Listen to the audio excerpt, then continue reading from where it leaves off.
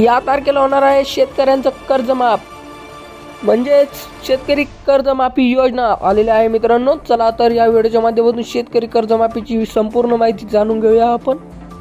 आधी तुम्ही माझ्या चॅनलला नवीन आले असाल तर सबस्क्राइब करायला विसरू नका।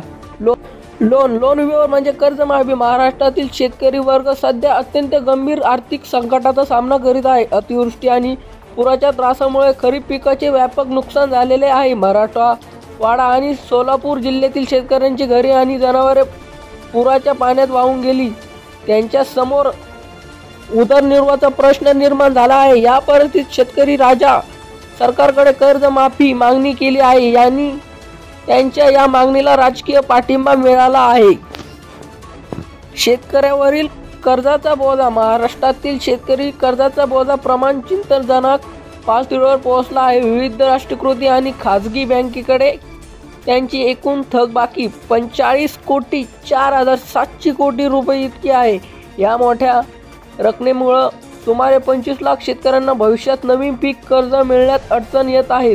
बँकिंग प्रणालीमध्ये त्यांची पतधारी प्रमितता खराब झाल्यामुळे कृषी ऋण मिळाले कठीण होत चालले आहे।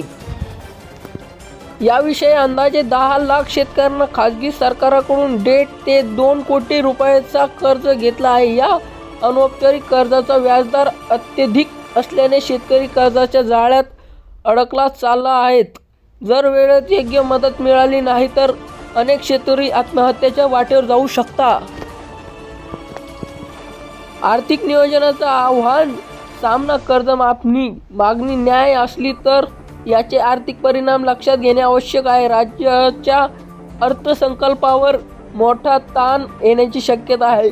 25,04,700 रुपये कोटीची कर्जमाफी राज्याला वार्षिक अर्थसंकल्पाचा मोठा हिस्सा एवढी आहे। त्यामुळे सरकारला टप्प्याने कर्जमाफी करावी लागू शकते।